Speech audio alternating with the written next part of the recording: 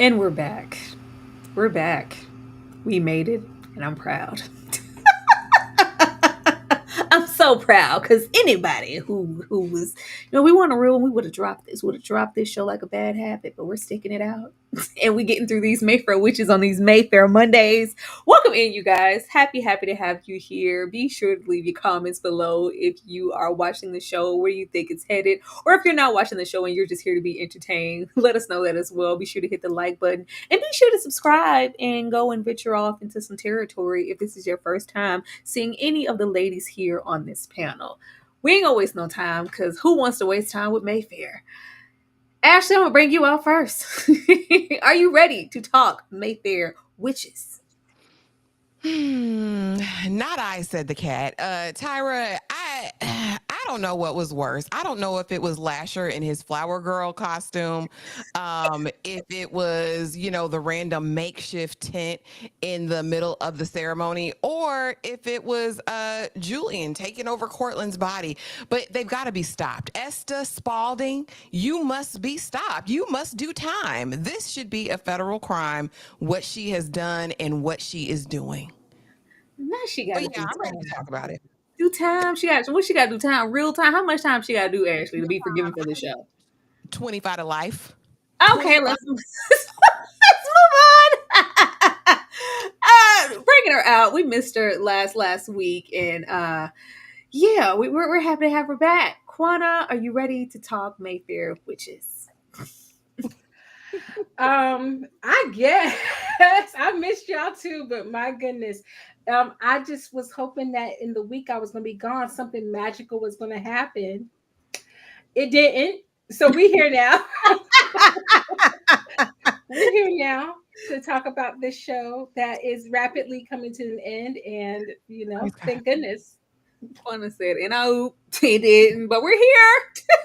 Last but not least, C Superior is in the back, and she always finds a bright spot in something. I wonder if she found some bright spots in this most recent episodes. C, are you ready to talk Mayfair? Yes, I am. Yes, I am. I found that the bright spot in this episode was that it is the one before the last episode of the season. That's the bright spot, though. You know what? I'll take that. See, we take absolutely what we can get. But getting into these overall thoughts here, I'm gonna go first in stating that, you know what?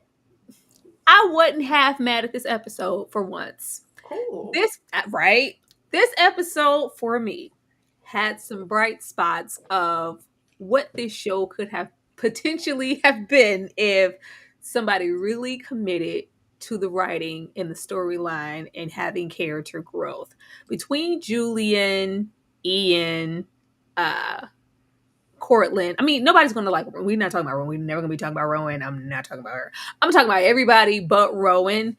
There could have been some siblings of a really good story here. I was not completely mad at this episode, and Lasher didn't piss me off like he usually does, so that's a bright spot for me. Ashley, overall thoughts? It was fine. Oh God. Give me this in the beginning. If we are going to go down the Lasher road, give me this history in episode 2 or 3. And I don't want it rushed through like they did. Oh, yes, my mother was a so and so and I did this.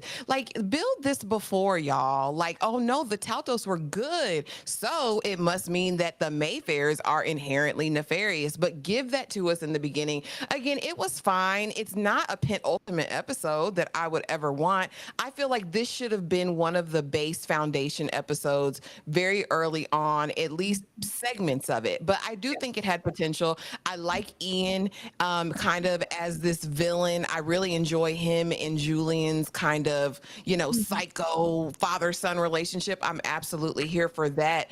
But the rest of it, I was just like I feel about the rest of it. But if they would have based it around this, I think we would have had a much better viewing experience all along. Yeah, I was like, if y'all were gonna do this, we should have been over there in Ireland quite some time ago. We should have been there and left New Orleans. Quanta, overall thoughts? As Ashley was talking, I couldn't help but think two things. One, this show probably would have been better if it had been a period piece. If the background stuff had been the premise of the show, that it might have been a little bit better, because Interview with the Vampire is a period piece, and people tend to lock in more. I don't know, it's something about period pieces that just make people kind of lock in a little bit more, because they want to unpack this world that they haven't been into. And so I will say what this episode does give is it gives a little bit interesting, just simply because we're in a new territory that we haven't been before. But I was struggling with this episode because I was like, this is the penultimate episode. We don't know if it has been canceled, if they got another season coming. We don't know what's going on. But I don't care about any of these people. And I just kept thinking to myself, Game of Thrones, I was sad. Season one, Ned Art, I was like, we only knew that man for what, 10 episodes? And I was shooketh. I was inconsolable. And there's not a single person on this show who could drop down in 2 seconds, and I would not care less. But I must give it up to Rowan and the cleavage on this episode. I was like, okay, we finally got a little sexiness going on. Okay, I see you. I mean, you over here playing mother of the groom with the cleavage out, but I was like, hey, ma'am, okay, I see you. I was not corn. I say, put those. That is inappropriate. Put those up at this point. Where are you going? This is what they gave you to put on. What are they expecting you to do? I she breastfeed her baby. See, overall thoughts. Like I said it like a little bit before, that I feel like it's more interesting when we don't focus so much on Rowan, when we get more of the other characters. Cortland is very interesting, like everyone agrees. Ian, interesting. But it's just when we get too much with Rowan. Rowan just kind of kills it. But yeah, I didn't hate this episode. I thought that it was, it was on to something, right? It was on something. But it didn't take it all the way there. And honestly, maybe with the right editing, I feel like it got stronger as the episode went on. Actually, I think it started off weaker than what it ended. So I'll give it that. It ended with a bang. I think if they learned how to really build suspense and not be as predictable, we could have some singers here. But everything, and I think it's because we're basing the universe around Rowan, and she just can't seem to see the forest for the trees, and we're just left holding our sticks in our hand every single time. Oh man, okay. Lark. The way we had a deep rooted discussion about hoping that Lark was more than meets the eye, hoping that he was just more than a love interest, hanging on to, Rowan's every word, and that he would be in some use, whether he had his own agenda for the work that he does with the blood and everything, or if he was in some way connected to Ian. This was all some big alley-oop planning. Ha ha, we got you. This episode, I feel like they made it clear that's not what this is. He is just that love interest, and he is here to have Rowan go, sit down. You wouldn't want me to hit off the love of your life, would you? Pipe down. Not only are you hurting me, hurting the baby, but now you're hurting your man. So now we're useless, Lark. If we couldn't be a villain, did we have to also be useless? Please say it ain't so. See, is Lark useless? He's worse than useless. Now he's actually a hindrance to the plan. It's like you're here, and now I can't do what I want to do, because if I do, I'm going to hurt you. So he's worse than useless. And I do think that I thought it was clever how they used the scene with him sleeping with that little girl. Yeah, because in the book, is rampant in the book. But they use it here as if, he was, under a spell or unconscious. So I guess that's how they try to trickle it in without really going as crazy as the book went. And I appreciate that they didn't take it all the way there, but they still tried to pay tribute to the contents of the book. Okay. But yeah, I feel like, Lark is a little bit worse than useless now. He's just making it worse. I mean, at least they tied it back. I thought she was giving him the Basic Instinct last episode. Just cause I guess that was, we're tying that back. Appreciate the continuity. Quana, is he completely useless? Can we expect anything from Clark, or is this it? No, and if you didn't have this man's name on the screen, I still would be calling him Jonah. I still don't know this man. He better be glad I know him as Jonah. He was useless last episode. I don't know why she thought to bring this mortal man along. What did she need him for? And unless I blinked and missed it, where they weren't on his private jet. They was on the train with a bunch of regular people. So I'm like, why did you bring him along? You don't need him. What can he actually do? He hasn't done anything this whole entire time but get in the way. And I'm gonna be wrong to pick. Was she gonna be big and bad and not care, or is she gonna be in her feelings? Because this point, girl, it's too much going on. I need you to go ahead and stab somebody. Come on, do something. Somebody's heart, do something. You over here, pity patting around, but you came in like gangbusters, like you was all big and bad. Make my mind up for me, please. I if they were going to go this route, we should have at least introduced him as, oh, this is a long lost love of Rowan's life, and this is the shoulda, coulda, woulda. The disdain she had when he touched down is There's not no chemistry between them. None at all. It's just not matching. So now we're like, we putting stuff on pause for Lark. Oh Lord, Ashley, Lark. Esta never ceases to disappoint me. Again, I had hope for Lark. I had damn hope for Moira, and they are fatal disappointments in my book. Like, literally, you've got all the genius in the world. You have this special kind of secret company. You're talking to people on the phone. You're getting test run. And you mean to tell me all you are at the end of the day is a liability, Lark? That's all you are. That's all you are, little buddy. You're bound to the bloodline now. So if I go upside Ian's head, it's gonna hurt Lark. I don't give a damn, and neither does Rowan. Let's be honest. Let's call a thing a thing. Rowan don't give a damn about Lasher. Rowan don't give a damn about Moira. She don't give a damn about Lark. Rowan just wants that little power. She wants to use her hand light. She wants to be able, to fireplace, to turn on the light switches. She wants that little bit of power that she had back. That's the only reason she's here. Maybe we'll get enough blood to synthesize it. But no, Lark is just an utter and complete disappointment. And now he's a liability. I wouldn't be. You know what they could do? You know what would excite me if they do this on the finale episode? If she goes ahead and sacrifices him and says, damn it, I don't give a damn. Take all y'all out, Lark. It was nice to see you again. Rest in peace. I would at least be happy with that, because at least that would give Rowan direction and vision. At least she would have the courage of her convictions at that point. But yeah, no, girl, he ain't gonna do nothing in the final hour. He's not, except die. That's probably all Lark is gonna do. I really hope they subvert the expectation. I would be like, oh, finally, something that's not completely expected. Casey, thank you so much for the $2. I appreciate you. Rowan was going cleavage to cleavage with Tyra. As she should. Girl, do something. She ain't did nothing else. She definitely ain't giving no steam heat. She had more steam heat in that dress than she helped this man. Actually, this man, Lark, first of all that non-consensual smacks, he had more steam heat with that lady, and he wasn't even conscious like that. I said, oh, this is sad. That's the most erotic we got in the whole show. But I know we have to go other places with this, because why not? The other places this week, it's wedding themed. Wedding themed because somebody got married. Now, I didn't realize until looking more so for like Black wedding themed movies, like outside of A Best Man, how much we really didn't have any. How much we really didn't have any besides like Best Man in the Wood. I was like, so Black folks can get married like that? Y'all don't want to put that on the screen? We didn't really have much. And I found what we do have is awfully forgettable at times. So coming to you first, Ashley, can you name both of these movies?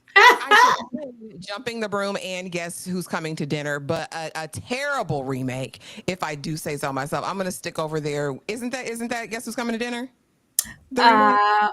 I am going to leave you because you have to get both of them right to play this game. Well, first Wrong.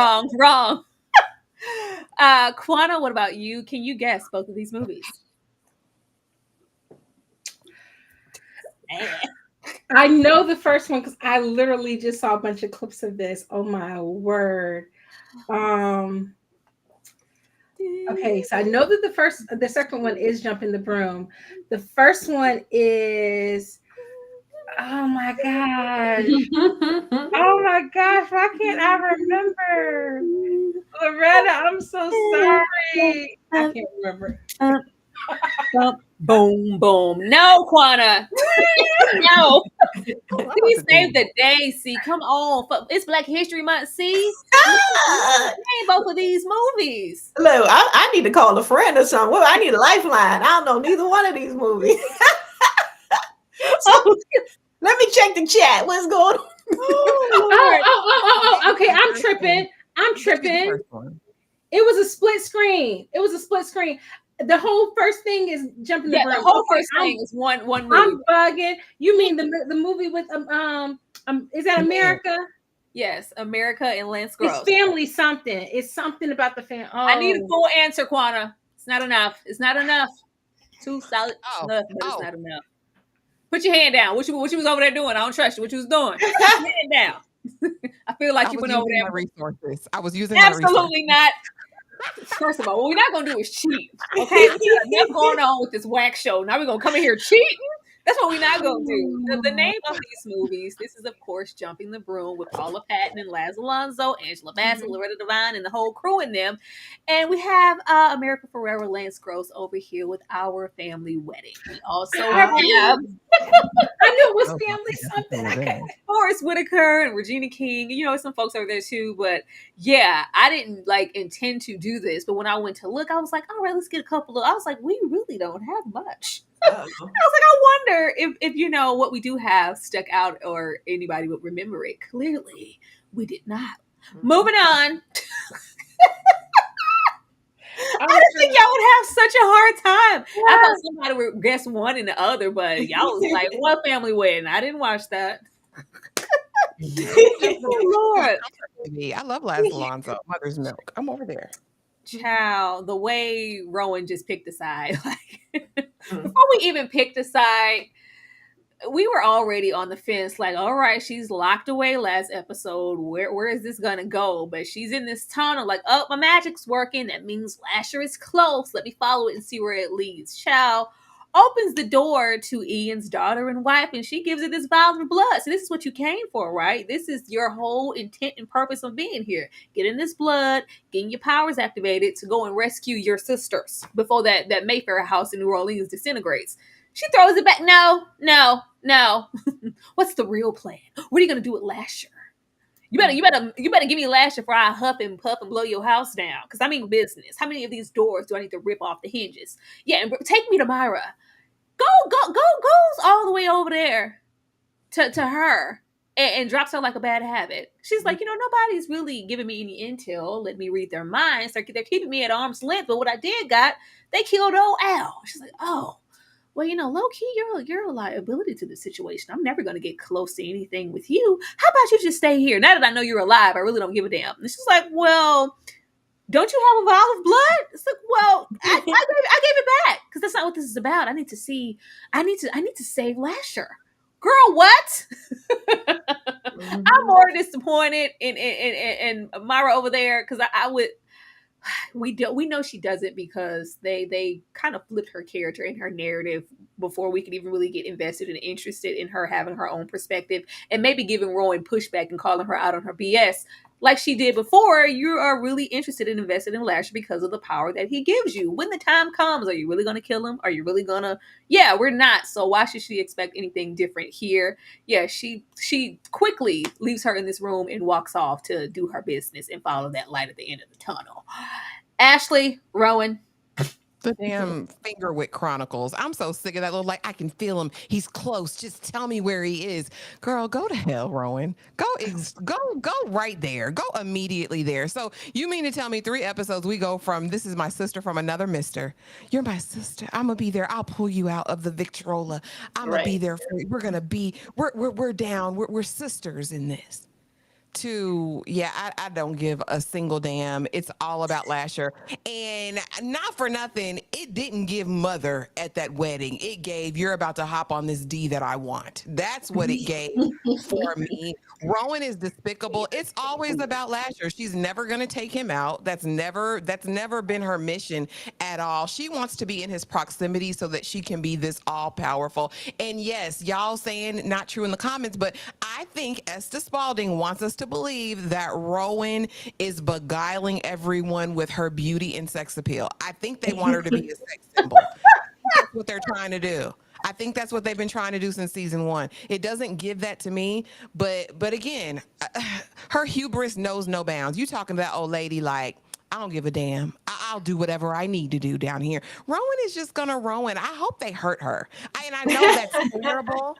I know that's terrible, but I hope Julian, aka Cortland Jr., whatever the situation is, I hope they pin her to something in the final episode because she's trash. And I hope Moira sees through it. And but you know what? I don't have any hope for her either, Tyra. Moira, it's over for you too, girl. When I tell you I'm never watching, after the finale next week, I'm never watching another episode of Mayfair. Ever. And I blame to this day whoever idea it was to even do this show. You know who idea it was. I know. And I just had to say it. Mm-hmm. How dare you? No. Moving along. My issue is let her dig into these convictions. If we really wanted to go full speed ahead with, I don't give a damn, I don't care what it takes, I'm here for my own agenda, let's do that. Don't have her, oh, the poor baby who gave me the vial of blood, you're cold, let me offer you the shirt off my back because I just have so much complexity to my character and I care, but really I'm just stuck in between a hard rock. Like, where? Like, just let her be despicable. This would work so much better if we just let her be trash. Juana, were you surprised? Please don't say you were surprised.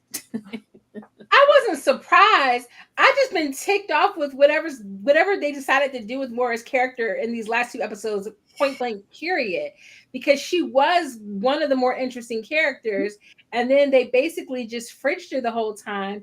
And why would we be surprised? Like, literally nothing Rowan has done this whole season has been anything but like to help herself get more power or to help her get to Lasher. She don't care about nobody else. And that man told her that to her face, and she sat there and, oh, what, me? Yes, you heifer. You are power hungry. You are, I don't, whatever feeling she has for Lasher. I still can't understand all of that. That's beyond me. I'm just, so I wasn't surprised. She picked the side. She picked the side the first time, and why Moira even decided to trust her minutely again in the first place was just showing how naive she is and dumb she is. But I guess she's wanting to do anything to save her little sister. So I will give her that she has good intentions because she wants to save her little sister. But yeah, boo-boo, you this was the wrong one to trust. And if I was Moira, I would be looking for the sharpest object that I could stab Rowan in the back with. But I'm hoping for that. I'm really hoping for that, Quana. I'm hoping that she takes this moment, even though she already has, like, you showed me where your eye lies lie, your true colors. I'm going to be thinking about myself and my sister from now on and acting accordingly. Please don't follow this lady into the pits of hell. See, Rowan. Y'all remember when Myra wanted to confront Lasher for killing her sister? Where did all that go? You know, where did all that conviction go? It's like now she don't care to do nothing. And it's because of Rowan. I don't know what kind of, sweet talk and what kind of side conversation she has with these people to make them forget their convictions. But, it's a gift. I guess it's a gift she has. But, we all know that Rowan can't be trusted. Don't put too much faith in Rowan because she won't pick herself first every time.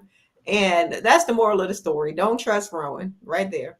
Who would? Like, in between this and her calling Cortland, like, I know I haven't been the easy. I'm like, what are we doing with these characters? Like, this mother-like quality and this affection that she all of a sudden has for Lasher, as if he could do no wrong, and I'm here to save you, son. Like, why are we jumping so far with these folks' characters? Like, even when she called Cortland, we didn't want to talk to this man 5 minutes ago because of what he did and how I was conceived in the first place. I know I've been hard on you in the past, but if you could just help me, just prove us wrong. I was like, what are you talking about? What the hell? I'm over there with you, Ash. Esta Spalding has to pay. Somebody, she needs to answer. Like, this is awful. But, moving along to something that's not so awful. More wedding stuff. Rom-com city. All right, we got My Best Friend's Wedding with Julia Roberts and Runaway Bride with Julia Roberts. Ashley, I know these are your faves and all that good stuff. Which one are you picking? Oh my gosh, this is hard. Because over here in My Best Friend's Wedding, we have Dylan McDermott. Right? Isn't that his name? Mm-hmm. Yeah. We have him over there, who is a heartthrob. On the other side of that, we have Richard Gere. Right? We got gerbils over here, but we also have iconic, right? We also have like a nod to the past, Pretty Woman, my ish. Yeah. Oh, I'm gonna go with Runaway Bride. It's hilarious. We have Oh Boy from SVU as well over there. I stand Julia. I'm gonna watch everything she's in, but just for sake of the casting and the storyline, honey, because she got up. She ran away from that man on a horse. She walked away from the other man. She hid from the other man. I'm here for Runaway Bride. Final answer. I'm absolutely going to go with My Best Friend's Wedding because you're trifling. You're trifling and the truth ain't in you. Like, it was always really, as much as I love to see her over there with Richard, like, girl, you got multiple times to run away. It always gave like a little too, the plot was a little too playful for my liking. I don't revisit it as much as I revisit My Best Friend's Wedding in the trash of it all. So I'm still there. Quana, which one you got? This is hard because my mom and I definitely watch My Best Friend's Wedding more, but Runaway Bride, it's so close to Joan Cusack is in Runaway Bride, but I guess for the whole I'll say a little prayer for you sequence, I'm gonna go with My Best Friend's Wedding because doesn't really give that musical quality to Runaway Bride. So yeah, I'm gonna go with My Best Friend's Wedding this time. But the ultimate one is Notting Hill. I'm just gonna say that, put that out there. Because he was over there. See? So I this is hard because Richard Gere is a salt and pepper daddy. He's been looking good for years. Still a good looking man. I think I remember My Best Friend's Wedding a little more though. But from what I can remember, she was a little homewrecker situation, like justice for Cameron Diaz's character, because how you just gonna come and steal my man at my wedding? Like, I don't know. I can't condone the all of that over there. So I'm going with my man Richard Gere and Runaway Bride. I love a trash. All of them trash like plots from the 90s. I'm like, oh my gosh. Like, I love this movie. Is she looking like she about to steal somebody, man, in the picture over there? Look at the smile. I miss the Julia Roberts era. Oh, she was her and Sandra was gonna be in the movie. Epic. They were gonna be in a film. Her, Sandra, Nicole, and Renee. They were gonna be in a film. All right. Sip reads Mummified Lasher. Head of the New Orleans department, just like that. I guess you didn't need as much time as you thought. And Lasher was a good Telltales. Now we have this tying into Lasher's epiphany and what does it all mean? Him rediscovering the meaning of life in the universe. Child, get out of my face. But in the midst of that, we see why they needed Sip in the first place. We have this mummified thing here, and he's like, no, this isn't just some entity or person that you guys found on this piece of land who might know something. This is actually Lasher before he went on to glory, the first time. And we get into his whole history. I'm gonna leave the history for when we get over there with Lasher to see what's it all about, because in this slide I'm like, he once again is giving Jesus Lasher over here. It's giving that. But see, I want to come to you first. Do you care about what Sip has going on? How is he gonna reconnect to this situation, because we have them, he's like, I need to go and touch, the ground, the actual land. And a Mhm. police officer rolls up who's giving, I'm in on it. I know the family. What are y'all doing on these lands? I'm about to take y'all. Like, is this officer just going to take them straight to the castle, or is this going to go somewhere else? Probably gonna take him straight to the castle. But I actually like Sip this season more than I liked him the first season. He's the one character that I feel like is has some growth that I can appreciate. Mhm. He's sticking up for himself. He's, becoming an asset at his job. He's traveling, he's getting the passport stamped. I love to see it. Sip is probably, yeah, I definitely like him more this season. And I'm liking how they are trying to incorporate him into the story, even though he's not at all in the books, or they're trying their best to add him, and I can appreciate this black man getting some work. So yes to Sip. Good job. Keep it coming. The mummified lasher sent me. I say y'all wrong. That thing sent me. Uh, You had to touch it. Quana, do you care about the plot here? Simp had a lot of potential to be a really great character, and even though he was over there simping so hard and trying, at least he had an agenda that first season of I'm here to protect Rowan and I'm catching feelings and I've always been enamored of this Mayfair house. Here, I don't know. It's just lackluster. I don't feel like they've utilized him in the best way that they could. He's less existent here than he was the first season. Quana? I mean, it's clear that the only purpose for SIP at this point is to take us into the next phase of this Anne Rice universe. That's what I'm assuming at this point, right? But they, with the lack of writing, first of all, I'm so angry because I'm like, the writing is so good on Interview. It's so good and it's so nuanced and they put so much thought into it. And I'm gonna tell you, I played myself because at that scene when they took the cuffs off of my, and I was like, I thought he was about to go in. Like, how dare you put a black man in restraints? I was getting ready to get excited. I was like, is he getting ready to tell them like, no, I'm not coming and working for y'all because of this, that, and the third? And then he just was like, I want a raise. I want the department. I was like, dude, please. I said a couple other words. So I mean, I am glad that at least he's doing the whole detective investigating thing, which I'm guessing is like the vibe of the next show is going to be more into that. Mhm. I wish they would have almost left more of that investigative work to him and given Rowan and the Mayfairs more agency over knowledge about their powers in the world, and we would have just gotten it unpacked there. But him on the human side of things, or with the powers he has, unpacking it in that way. So because everybody's just investigating everything, it just feels like it's a little fruitless for him. Yeah. But I will say, I still have a hope. I do feel like maybe he's the only character who I have some hope for, even though it's very small. It's very small, Ashley. It's like that small. I just didn't understand us doing all this work, and I was never the toolbox. I was the hammer. Getting here for him to touch this mummified Lasher, to have Lasher roll up and share the exact same story in the exact same episode. I was like, well, either or. We didn't need them both. It makes whatever Sip is trying to do here feel pointless. Ashley.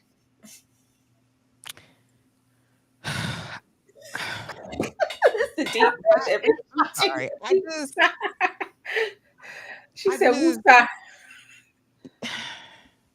because no, and I think they're going to make this very, very difficult for the Talmasca series. I think they've already made it difficult because for me, all this did was muddy the water. Sip, honestly, I just don't give a damn. You are with another woman out here on the countryside, still black in Scotland. Okay. At the end of the day, that's what it results to. You are a black man in this world, honey, and you are going to run into the smoke as long as you are chasing after these Mayfair people. No, but what it did to me, like for me, is it really muddies the waters with what Talamasca, what I've understood them to be in the past and what I can think of in the future. If he's going to be leading the New Orleans division and he's still completely obsessed and enamored of the Mayfairs, and not just that, but now the Taltos, like, oh no, they're good.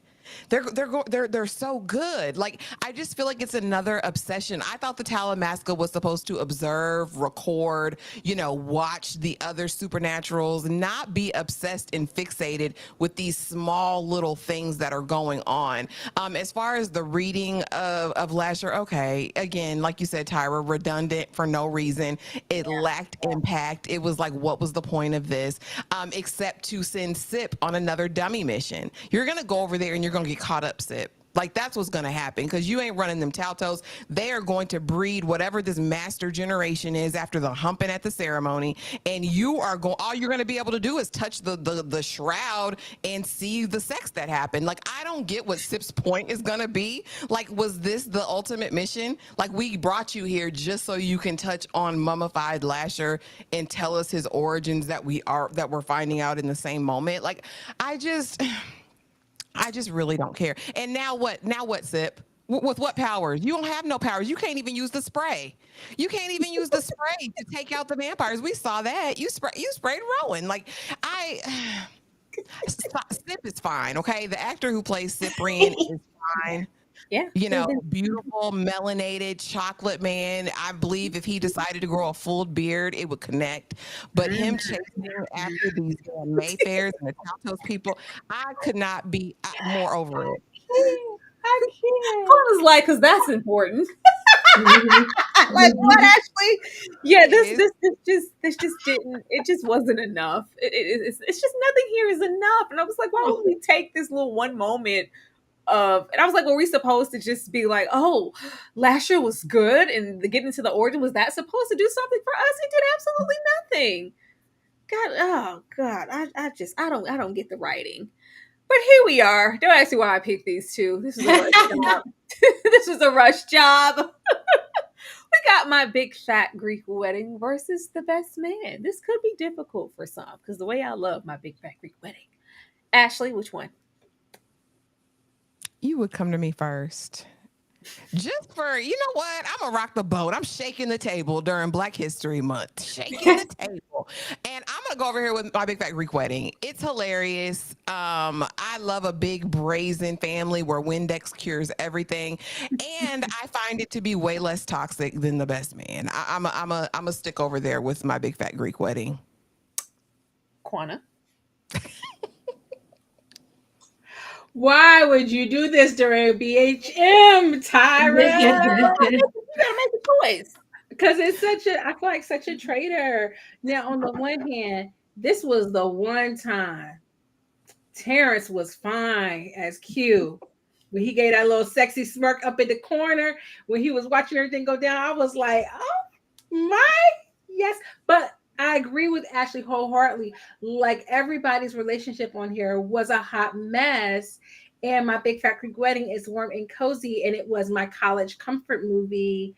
So I am going to go with My Big Fat Greek Wedding. Yeah. Table hoard.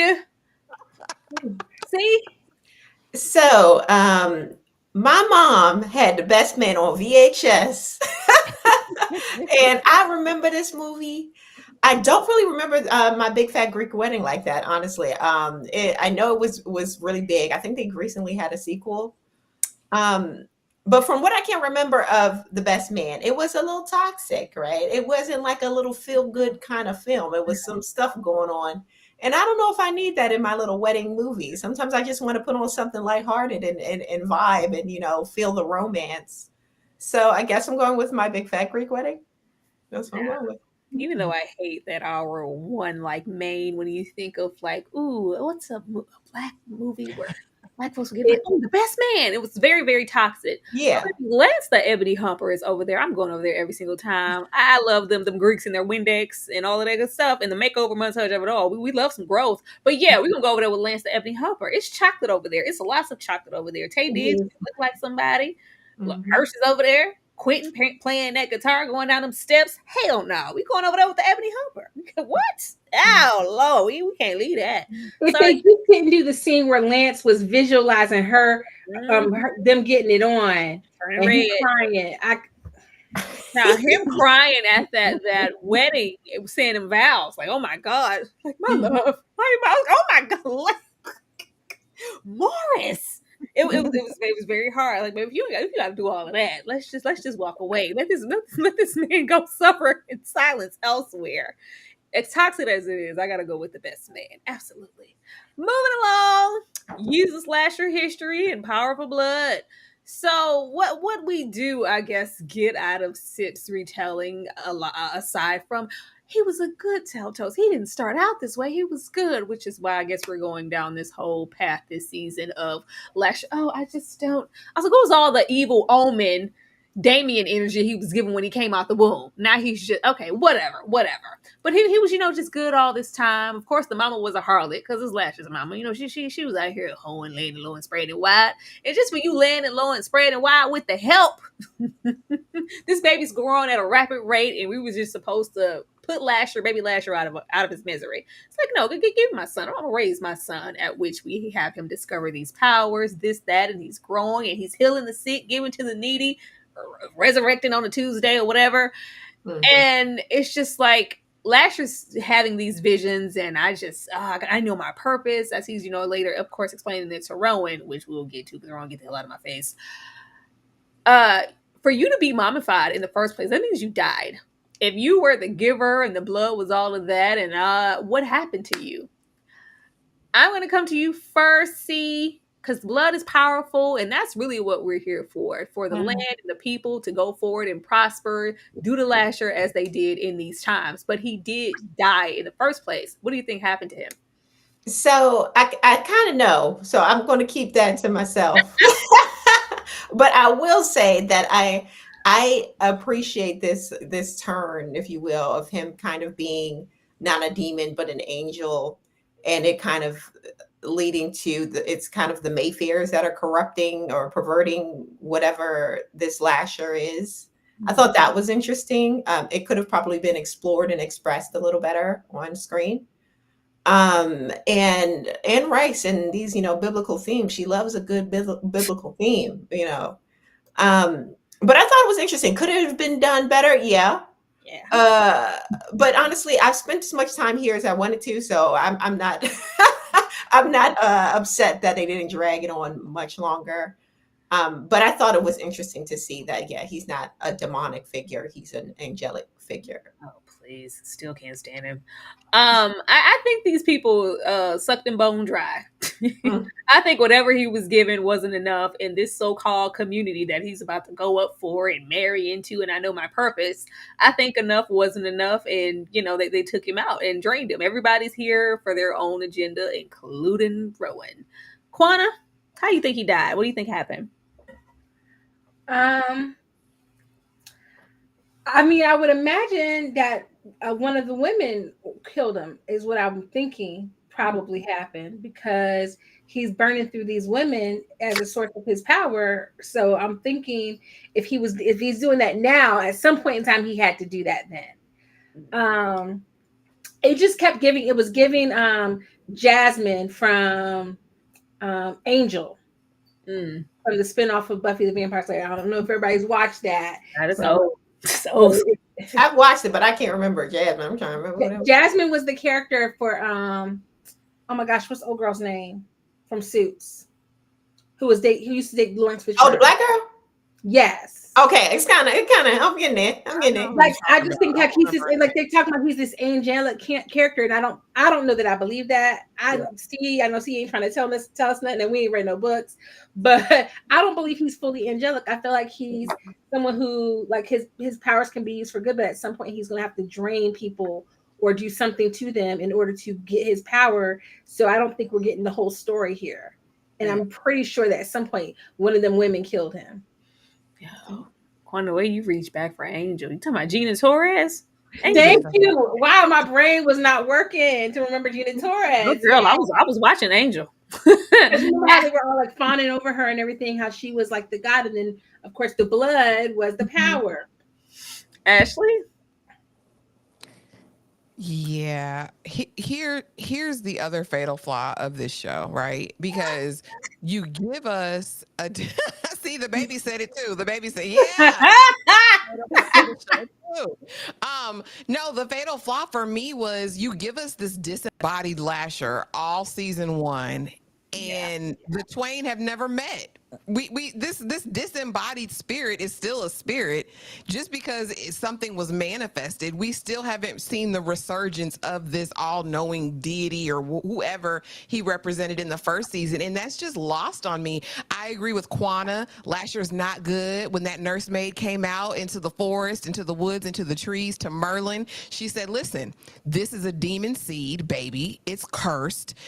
And I believe that was true. I believe that Lasher was a cursed being. Lasher probably unalived himself. It was probably some, like Quana, I think, alluded to, some sacrificial thing, like I'm shedding my blood for, a faker, an imposter, a deceiver, a liar, a schemer. I think if you're going to give us this show, like I said, with a disembodied spirit who's charming all the hoes, the draws off of them, you have to at some point put that spirit back in the body. If he's here, and maybe we'll see that in episode 8, but I feel like they've really screwed it up. But yeah, he probably unalived himself, trying to sacrifice himself for the masses, or so they believed, or them no good Mayfairs killed him for his blood. That's what I'm thinking. I think he was sacrificing that way. Now I don't see Lasher doing any self-sacrificing for the greater good. I feel it's either a woman inflicted thing, or I think because everybody's just so hungry. You're the savior. I'm telling you, they're walking around here like he Jesus. Please, with the biblical references later. This show ain't even good for all that. But now we're here.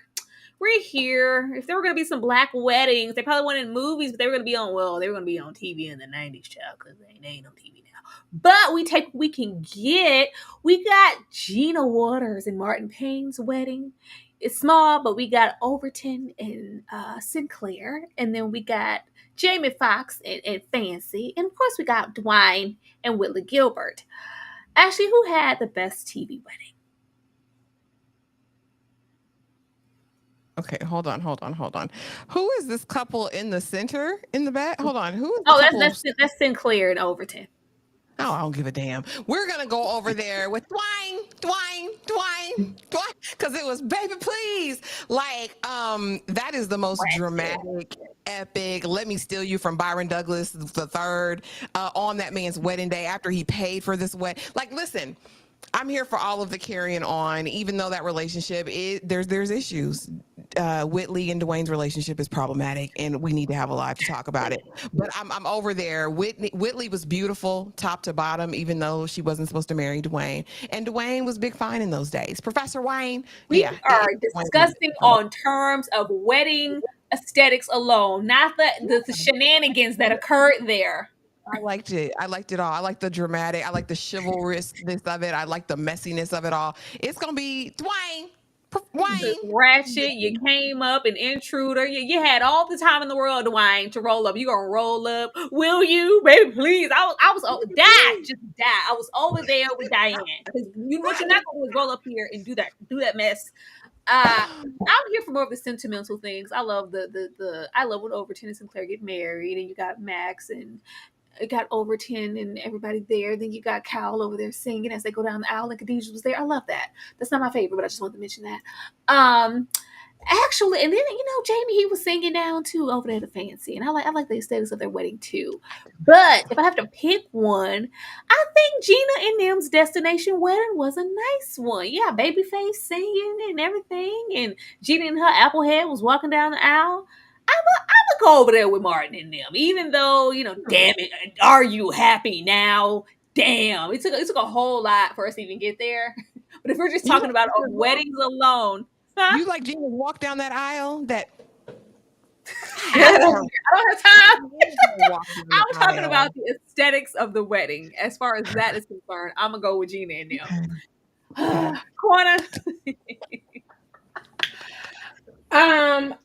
You know what? And I probably watched every episode of Martin when it came out, and I still don't remember Gina and Martin's wedding, so that's going to automatically be a no for me. I was not the biggest fan of the Jamie Foxx show. I don't know why I couldn't get past him and as being Wanda on In Living Color. So I would watch some episodes, but I just couldn't do it. So him and Fancy, whatever. I will give it up to Sinclair Overton. Beautiful, nice church wedding, But to me, the best part of that was Max finally telling Kyle that she loved him. So I'm gonna give it to Dwayne. Dwayne. Dwayne. Dwayne. Shit. How you gonna The come blood in? is strong. Byron, that was the third pay for their wedding. They're disqualified immediately. Hey, you better finesse that free wedding, okay, Dwayne? He finessed. Cheap showing up in that little cheap orange ass suit. You could at least showed up in a tux. See whose wedding do you got here? So I seen the one with Dwayne and them. I seen that on TikTok. People keep talking about how romantic it is and all of that. So I liked that, how that was, shown on screen. But if we're just talking about the looks and the aesthetic, right? I'm feeling whatever that is in the middle. I see the train. I see it's a family affair. Everyone's looking dressed up. Everyone's looking nice. It looks like a happy situation. So I'm going with the middle one. That's Sinclair and them had waited her and Overton Winfield Jones to walk down that aisle. I'm giving it up to Dwayne for the antics. Whitley looked good, but everything else was trash. Everything else was trash, child. At least Ron had his back though. It was like, let my man get his words out. He came here for Whitley, and we all been waiting because we all knew she really didn't want Byron, who she should have been with. Trash. Lasher's purpose and Rowan's true interest. Can't you see I'm here to save you, my daddy, brother, son? I'm here for you, okay? I'm here. First of all, I was like, all right, budget. They really went all out for this wedding. I was like, what the hell, Lasher got on? Is this, maybe that's, a portion of the history that I missed when we were getting married in this get up. But prior to that, if you really want to support me as my mom and my friend and show that you're not just here solely based on my powers and what I give to you like everybody else, you're claiming is here to use me, come to my wedding. I was like, what is happening? What is happening and why are we here? Like, what? I don't know. And then she's, I'm trying to prove, it's just, I was about to curse. It's just awful. It's awful, and I just hate it so much.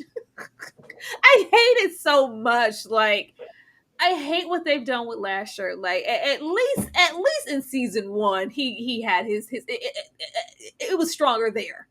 Mm-hmm. At least it was there. This, I'm gonna get married. Like last episode, didn't he say he couldn't marry nobody because he even killed women and he's hurt people? Like earlier in the evening, didn't he say that? Now we're full on ready to get married because we know that there's somewhere out there just like us, and just for us, whatever the hell that means. And this is the same woman from the olden days. This is meant to be. This is chronologically how these things are supposed to go. Support me, Rowan, as my mother. I hate this so much. I do. Ashley. Oh my gosh, y'all. I hate it so much. It pisses me off. I don't know. And Esta's so proud of this look in the after show. Oh yeah, it was beautiful. It took 8 days for us to design this costume and to get these flowers pinned on our flower girl for the wedding. It's just so gross at this point. The way that they're looking longingly into each other's eyes, we're to believe this is a mother-son situation when really, I mean, they're trying to give that y'all want to jump each other's bones. Even in this moment, we know, Lasher, that you want to get to this milkmaid so you can hump uninterrupted without, the lady's guts falling out. But it doesn't make any sense to me. And so he even says to her, you're not just here for this. You didn't just come for this, for the blood. Well, are you sure you can trust these people, Lasher? I love you. I'm your mother. All the while y'all are giving sex looks at each other. I just don't understand the direction. I don't get the direction, and maybe it's supposed to be a little bit of both, but I'm so disgusted by them. I'm disgusted by Rowan coming in all black like she's at a funeral with the dark eye makeup, the titties out. It was just so bizarre. I feel like they're gonna put her on the rack. I do. I feel like they're probably gonna sacrifice her, but I don't believe it. I don't believe she cares anything for Lasher outside of the fact that he supplies her with power, that he's her power bank. That's the only thing I can think of as to why she really cares. I don't believe any other sentiment. I don't believe it matters that she popped him out of her coot nanny. I don't believe that any of that matters to her. I think she wants to light the light switch and turn on the fireplace. But That's what that's I what I was feel. about to say. Like, is it still gonna withstand for long periods of time? Let's just say she followed instructions and took that vial of blood, and they got out of town and went back to New Orleans. Would that vial of blood sustain her powers the entire time, or does she need to be next to Lasher? Like, it She'll should have still work, right? well, well, we don't know because Lark is incapacitated, castrated at this point. He acts like he can't hop on a plane and take the blood and synthesize it and do whatever he does at the damn lab. We don't know what he could do. They might be able to make a Lasher spray and it could last indefinitely. Who knows? But I mean, That's at this insane. point, I think it would work, which leads me to believe that the writers really want us to feel like you said, there's this will they, won't they? Does she really care? Is it really just the powers? Does she really love her uncle, daddy, sister, brother, son, husband, fornicator? I don't know. It's weird. It's weird. And I just wanted it out my face immediately. Quana, Ty, what is there to say? First of all, they were trying to, copy off of Midsommar with that vest. I girl. peeked out what y'all got going on here, but there was nothing scary, spooky going on. And so I'm like, well, why would you bother with doing that if you're not going to really go there with it? Then I had to just Google real quick Jack Huston's age, because for the life of me, this man keeps acting like he's 18, 19 years old. Mm-hmm. And I'm like, now we done seen this man go from a baby to a toddler to a kid to a grown behind adult in the span of 3 days. Why is he still sitting here at his big right, a real life age of 42, but his character is giving me 18? Like, make him be at least like a fully functioning adult at this point, because it's been a minute since he done been around. He done been with a lot of women. He done slid in a lot of panties. Why are we still talking like he's an infant? It just bothered me so much when I'm gonna get married. I want you to be. I was just like, dude, like, muscle up, do something. Then the whole thing, this is when your world building sucks, because I'm still confused about the whole blood thing, because he came from her. Ergo, half of his blood should be from her, and half of it should be from Sip. So why is his blood really so important to her? It makes sense for it to be important to everyone else, but there should be something in their genetics that cancels each other out, or just something I just don't understand. And then again, like, she's like, I'm your mother, but like, you were astroplaning banging your dad. I'm confused. It just feels like they don't want to go there. And we have seen Game of Thrones. There are definitely shows, Game of Thrones and House of the Dragon, to this day still be getting it on with the incest. So if you do it the right way, it wouldn't be so bad. But this is just too much. The mommy thing, it was just too much. Yeah. I don't think they have a desire to fully commit, so we're gonna have these little come here there. I'm here. I go. Ew, Rowan, please. See, Yeah, it's just going to be the longing looks and gazes and all of that. And that did remind me of House of the Dragons, when Damon had that whole memory when he was banging his mom he never met. That was like, okay, they did it.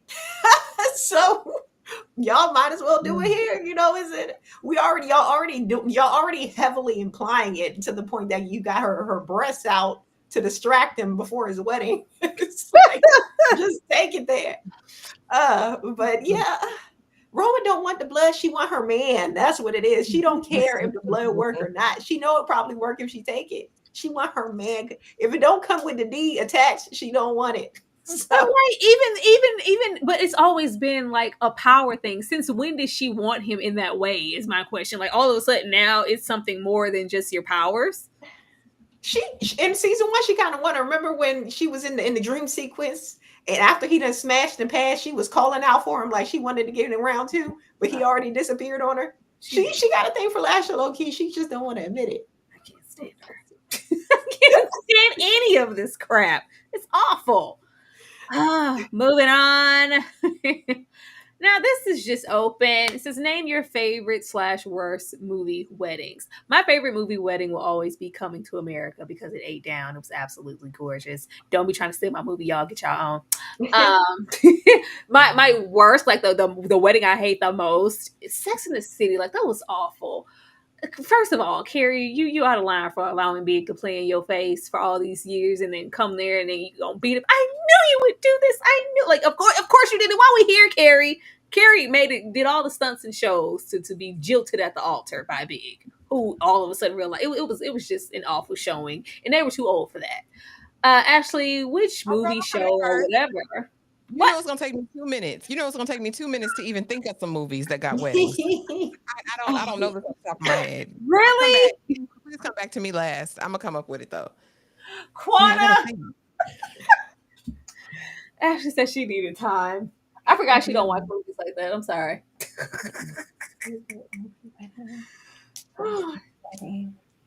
It didn't take me long. I was like, my favorite. I just have them, Coming to America and this one. It didn't take me no time at all.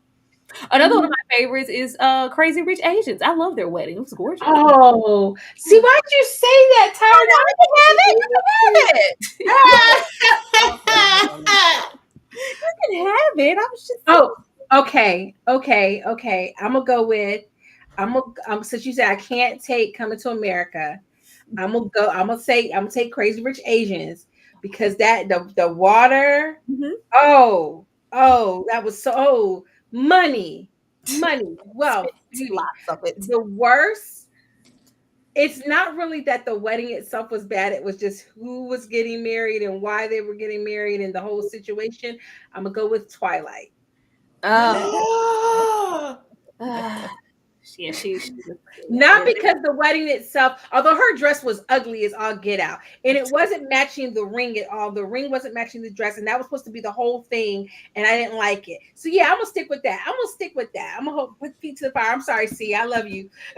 I always hated that eggshell of a ring. I was like, get that ugly ring out of here, It was Edward. so Get that ugly. It was hideous. old ring to match your old ass age. It's tired me. I hated that ring. See, favorite wedding and Oh man. Okay. So at first I thought this was going to be least favorite wedding because I got to pick for that, right? But favorite wedding, I'm going with Twilight. I love that they finally, tied the knot and, she finally got to bang her man on the wedding night and, he gave her his mother's ring. And it just felt like, it was all coming together. I loved it. I'm a big Twilight girl. Child, they made me sick. Then you end up taking the pipe and you wouldn't even change. What were we here for? We could have been over there with Jacob being warm. Ashley, are you ready now? I am. Now, and these are going to be two from a certain era, okay? So, it was running close tie between Father of the Bride. I love that wedding. It's one of my favorite, most emotional, where I'm like teary eyed. Or it's still Magnolias with Shelby's Two Colors of Blush and Bashful. I love both of those weddings. Ugly wedding. I'll probably have to go Father of Bride. Worst wedding was Love Actually, though, because the best man was in love with the bride, and I think that was so petty and ridiculous. But yeah, I love how those you're are holding the pen, Ashley. Like, well, I had to go and look these things up. I don't remember Notate nothing. them in my notes. I didn't know that off the rip. Coming to America will always be my favorite wedding. Girl, you picked it. You took it. You stole it from the rest of us, ma'am. Excuse me? As if you were gonna pick that if I didn't have it here. You When wouldn't he remember lifts that the one either. veil- When he lifts the veil and sees Lisa, oh, I have a date with Lisa. Okay. Julian wanted a body after all. I think we were here the first time we were introduced to the Victrola and the whole premise of it, and we were hoping like hell that he was going to pull this stunt with Rowan. Guess we didn't want Rowan's body, and we opted for this situation or somebody's situation that was a man. Because I guess through it, because y'all be checking out. I'm sorry, I be trying to pay attention. I think at a certain point, it is confirmed that we do present Cortland down there because he did actually want the son. It was just like, no, I'm not giving you my son, but I'll put Cortland down here. And it's just like, okay, well, fine. As long as I get out of here and I'm in some man's body. Yeah, because I think Julian's looking in the mirror and it's just like, well, your son, that would have been, and he's talking about Viagra and the whole nine. Oh, that's what's on your mind, Julian? Same old Julian, huh? You can't wait to get out there and get it popping.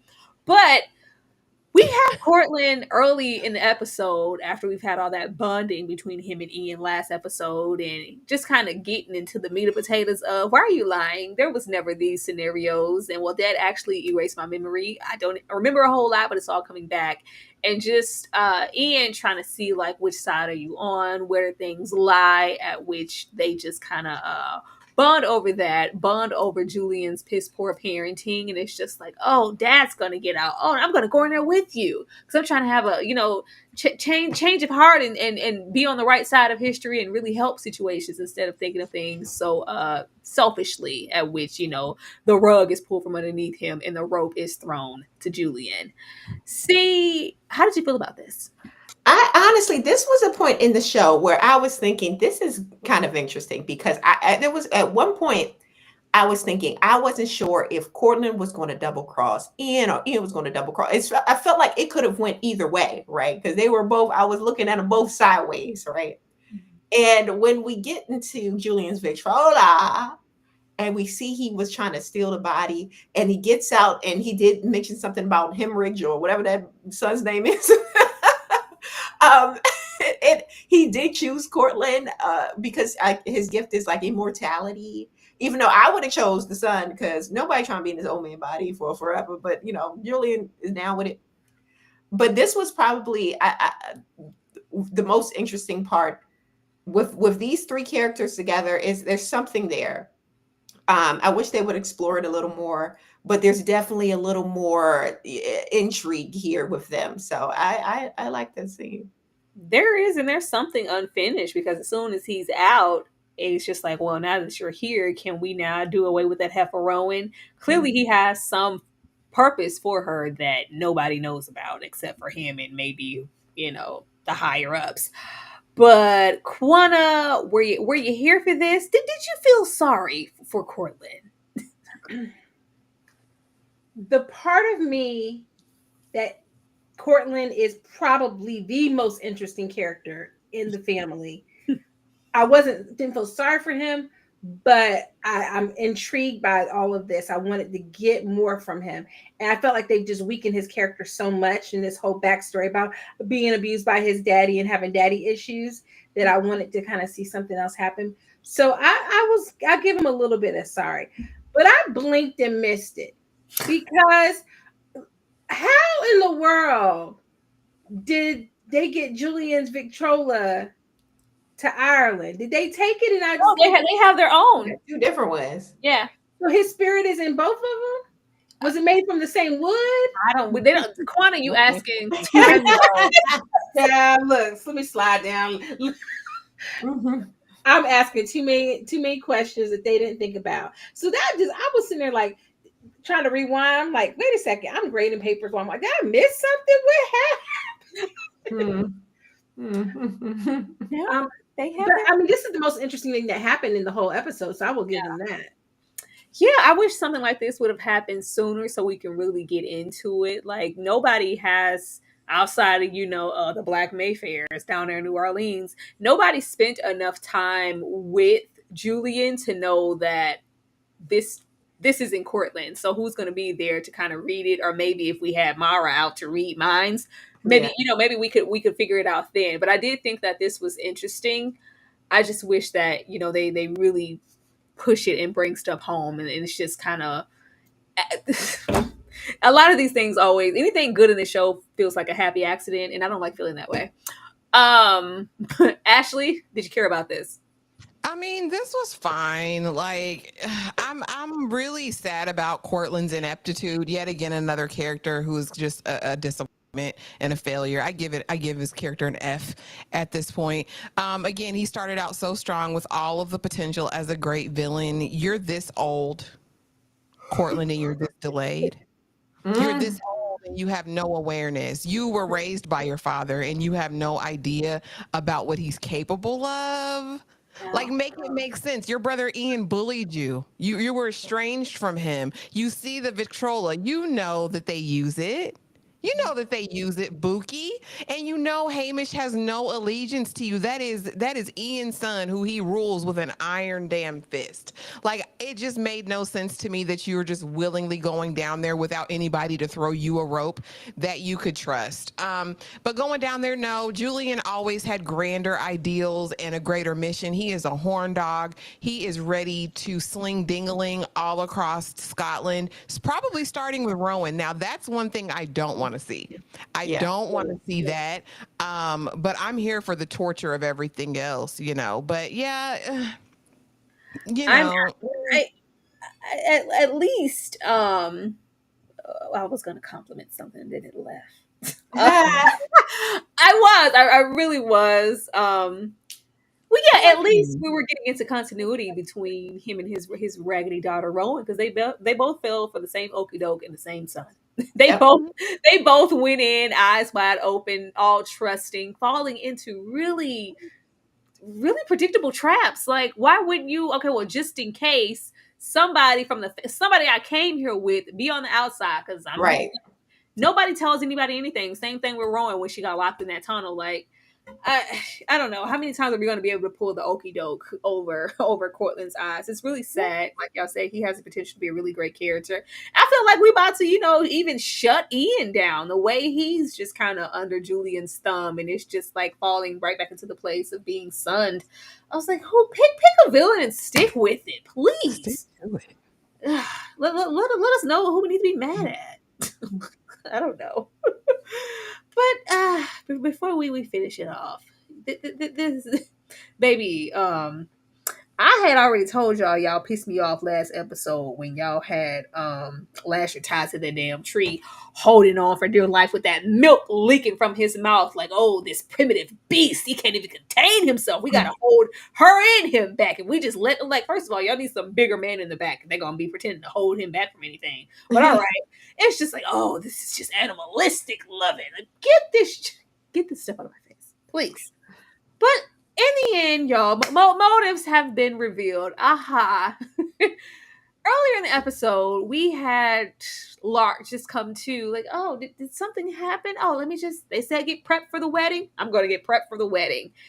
At which we learn that he is under the family thumb. And if you hurt me, you're hurting the love of your life. So sit back down. Meanwhile, she's sitting directly next to Cortland, a.k.a. Julian, who's telling her there's nothing afoot. Everything's all right. Just let them get married, with the aspect of who knows where we're going to go. And of course, we do actually get to see the bride. All right. Ashley? Rowan came front row, looking like a demon. I said, why do you have this dark eye makeup? It's a spring wedding, girl. You got on makeup. Like, you look crazy, Rowan. You look like a weirdo. And the way that she wants to jump up when they finally get released from their shackles to go hunch in the center of the courtyard. Were you jealous? Rowan is just so, oh my gosh, she swears that she's this all-powerful 13th witch, and it just does not translate. You're delayed, you're slow, Rowan, and all of the veins are popping out in her neck in this picture, Tyra. I can't, it's distracting me. Rowan is useless to me. She is one of the most useless characters. Again, oh, you better sit down or I'm going to cut Lark up. Rowan doesn't give a damn about Clark. I don't know why we're bound by the pretense of it all. But as far as this raggedy wedding, I mean, let's chop the chains. They drop the tent, drop the chains and drop the tent, because they finna get it on right here. They can't control themselves.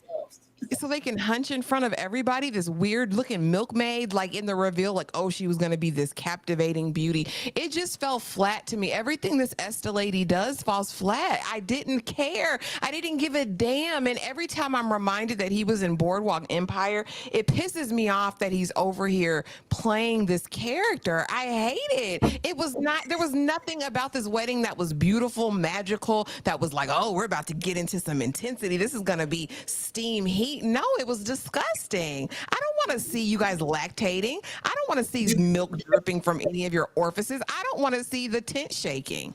I don't want to see any of that. Like, I'm disgusted. And then what? If she's going to give birth, they're going to pop it open and she's going to pop out a baby next episode in front of everyone. Like, I could care less. I want it to be over, y'all. I want this to be done. I want it to be over with. Sad thing is, I don't even think there's any narrative to why they gave Rowan this dress to wear, why her titties are out, why she's dressed in black and just kind of the standout. Was this her mother of the groom's fit? Is that this what that was?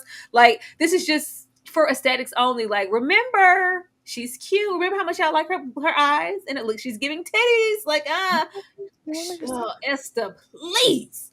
Quanah.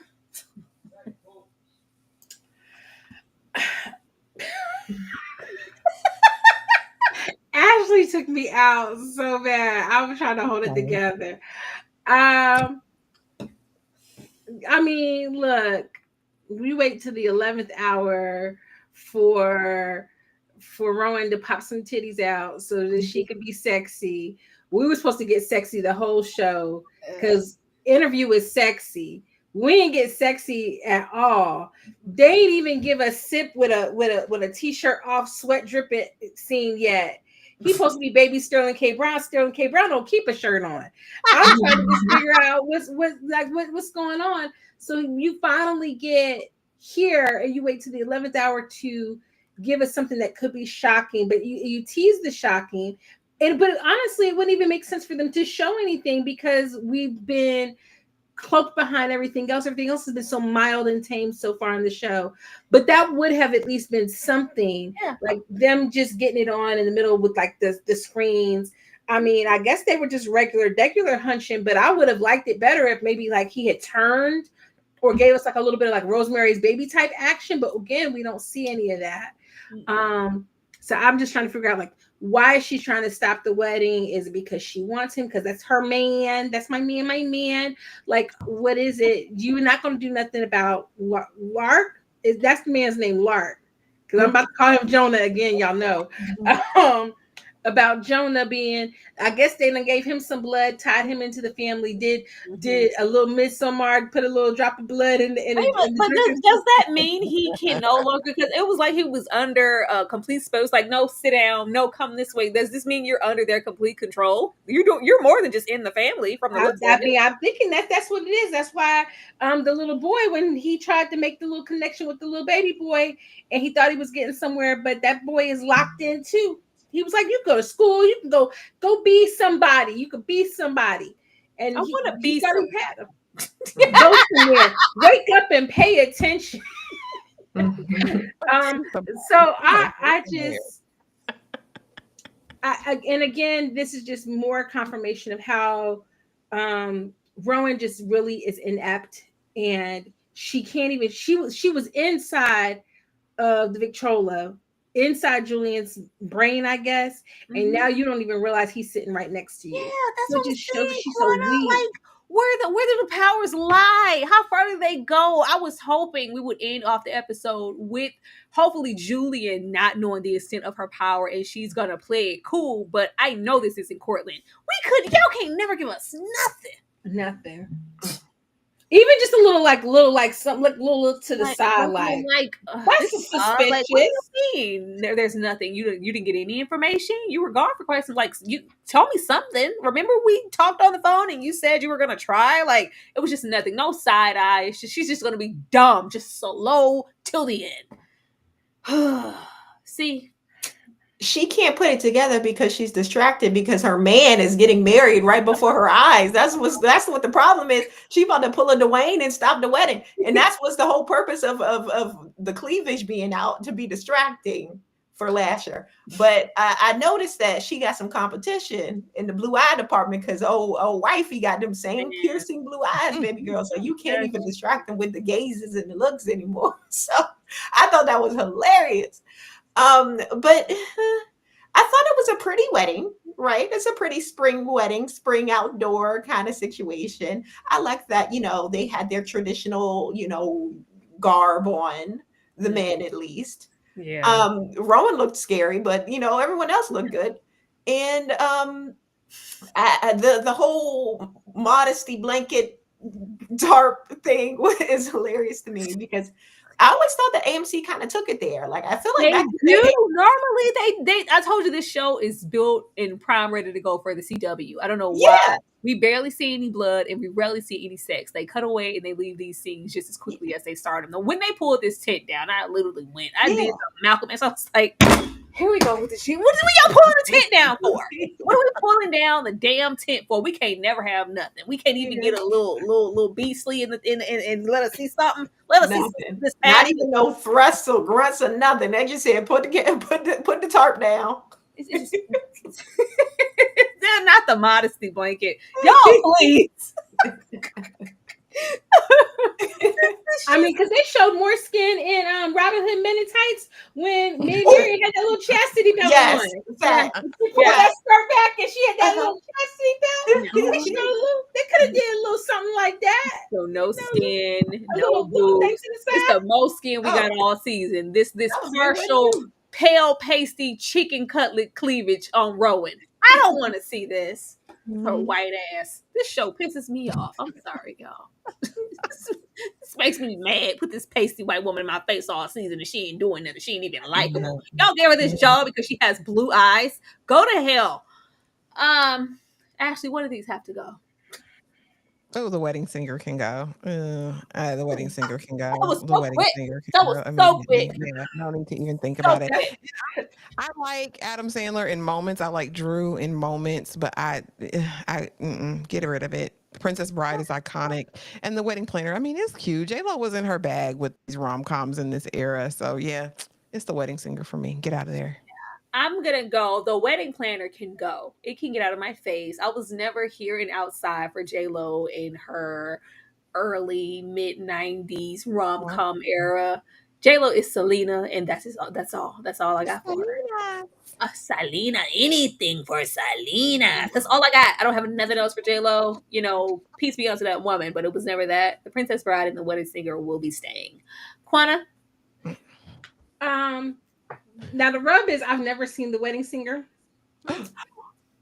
I know, but when I What? tell Yeah. you, 51st Dates is my movie. mm-hmm. And Better so, film. because of the strength of that, I feel like their chemistry is so Oh good. no. So I'm going to keep The Wedding Singer because I am like Tyra. I was never here for J Lo outside of Selena's. She had a couple of little movies here and there in the 90s that was all right, Uh-huh. but nah, she could go. This was a trash. This was a trash concept too. How you the wedding planner still in the groom? Because they was trash. Right. Quana, There's everybody some was trash. Still season hoes back in the getting day, even 90s hoes. Oh no, Monster in Law, Made in Manhattan. Listen, I just wasn't. The I only wasn't. thing, and that's not even me giving her credit, the Cell is a gorgeous horror film. It is. The Cell is just the epitome, like chef's kiss. But that still like low-key has nothing to do with J-Lo's performance as an Mhm. actress. I just was never outside. She can go. And please watch The Wedding Singer. It is so good. If you like 51st Dates, then you're gonna really love The Wedding Singer. See? I like the wedding singer. I feel like they had great chemistry in that movie. The Princess Bride is iconic, so that will be staying. So that leaves the wedding planner. I haven't seen it. I'm not a fan of J Lo. Like you guys said, the only one as good as Selena, and enough when she was fighting them folks off. So yeah, it's going to be the wedding planner for me. It's She got to pissed go. me off there too. I am not some woman who lets her husband beat her up. Shut up, Jennifer. Shut up, Jennifer. Just get out the scene. Get out the scene, Jennifer. Mm. It's Selena's. That's it. That's all I got. Yeah, Selena's. Selena's closing us out. Mm. We made it. Never would have made it. We made it to Mm. the finale, the final predictions of it all. We are here, at which I have nothing. I have nothing. Probably because I don't want to have anything. I'm not trying to have nothing. I have nothing. Ashley? Mhm.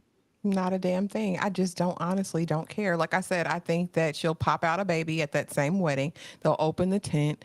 That lady will pop out that thing that they just created in the tent. Rowan will probably try to eat the baby or do something strange. I have no, Lark will die. Other than that, that's all I got. I don't. I wanted to care. I wanted to care, but I just don't. And look at Rowan over there looking evil. I hope she gets a power or something in the final episode. And like I said, I hope they hurt her in some way. I hope Rowan gets. Quana. My final predictions are everybody can die. I don't like any of them. Why is this the second? This is we about to be at the end. And we're over here in Ireland or wherever they are instead of in New Orleans. I don't like it. I don't like it. Why are we not in New Orleans? That's where the show's supposed to be. I don't like it.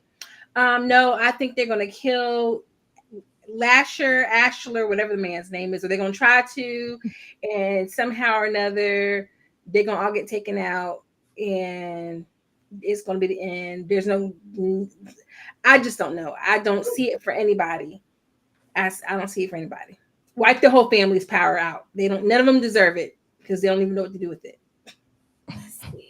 Thank you, Quana. Thank you, Darfalina, for the $10. Darfalina said, "I predict that in the finale, my suffering will be over." At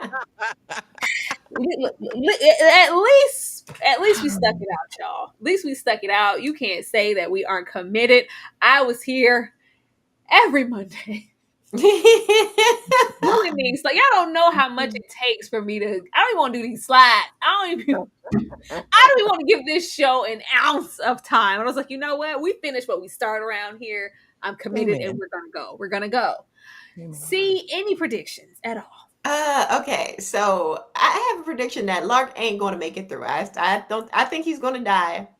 I also, I think that's my only prediction as far as the show's. I think Lark is not going to make it, but I would like to say my least favorite weddings.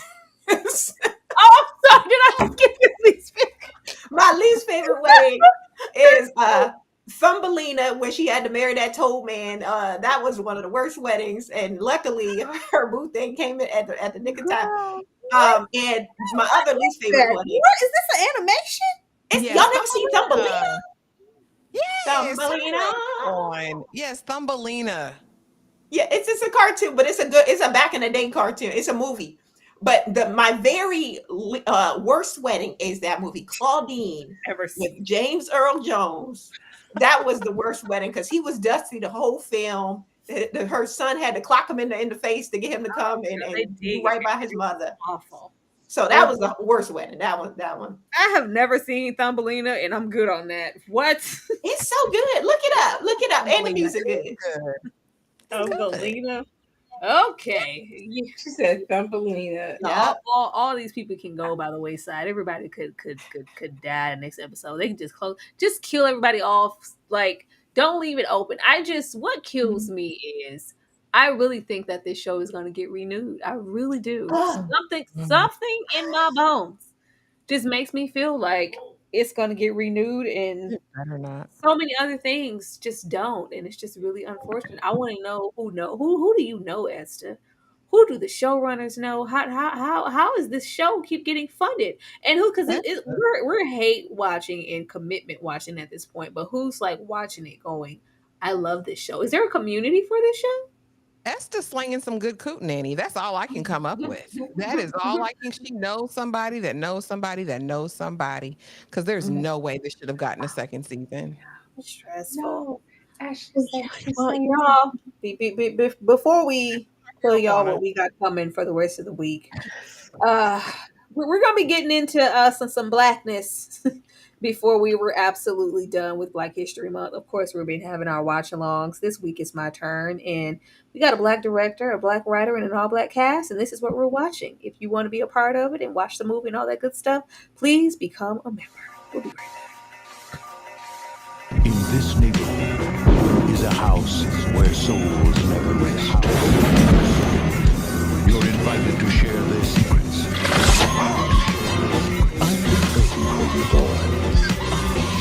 You're invited to share their tales. Their scams. Tales of madness. Of revenge. The dolls don't want you there. They want reparation. Of horror. He thinks he needs to kill, not Now, your most terrifying nightmare and your most frightening reality are about to meet on the streets. And this is a trip, homie. I don't need nothing from no house of dead folks, okay?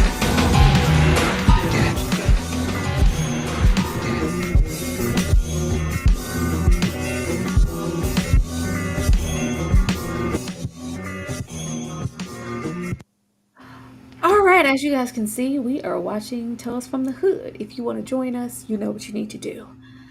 I'm just anybody can go. Quana, tell the people what you got. I will be doing a review / breakdown or discussion of Can You Feel the Beat? Because I finally got a chance to watch that, which is the Lisa and Cult Jam story. So if you were a fan of Lisa and Cult Jam, you definitely want to tune in for that. And I will be finally updating on Paradise because I am so behind, but I have been following it like a hawk. So those are the two big things that will be coming out of this week. Thank you so much, Quana. The way I'm really tired. Like I think I have a headache and some other stuff. C, tell the people what's going on, like Marvin Gaye. All right, so I just dropped my watch along for this episode of Mayfair Witches. I got out a little late, but I made it happen. So it's on my channel right now. Also, I'm going to be with me and my girlfriends. We're going to be discussing March's book coming up in a little bit, and that's going to be Little Stranger by Leah Rivers. It's supposed to be very scandalous. The TikTok girlies are loving it, so we're going to be talking about it in March. Also, either this week or next week, before the finale, I'm going to be dropping the Lasher book discussion video. I've been had them in my drafts for a minute. I haven't released. So that's going to happen very soon on my channel. And also, I'm currently talking about Invincible season 3, and we'll be talking about Daredevil Born Again in March. So that's what's going on See the Superior. Thank you guys. Thank you so much. Anything, Ashley? Yeah, you guys, I dropped like 4 uploads over the weekend, so please go show those some love. I did a series review on 1,000 Blows, which I think is an incredible period piece that aired on Hulu. All 6 episodes are out. I did a review on Lovecraft Country, a solo upload on that, as well as The Paradise, kind of like a catch up for the season so far. So please go run up those uploads. Please make sure you're subscribed to everybody on the panel and you have the notification bell hit. Don't forget tomorrow night we will be back to talk live, to watch MAFS live, episode 17, and then immediately after we have our Lovecraft Country episode 2 watch along. We'll have that discussion. We're having Josephine Baker cosplay this week, like so much. Flavor Flav on Friday. Y'all just make sure you're subscribed and have the notification bell on. A ton of good stuff coming your way. And thank y'all for being here. Absolutely. With that being said, we're gonna go. We're gonna go right now. Thank you guys for sticking it out with us. We look forward to finishing this out. I'm actually curious as to how they're going to close this out, because the idea is to close it out with enough chutzpah to where anybody will be looking forward to the 3rd season if they got one. Yeah, I'm looking forward to that, and I'm looking forward to hearing what you guys have to say. But we will definitely see you for the next Mayfair Monday. Everybody have a good night. You got another super, Tyler?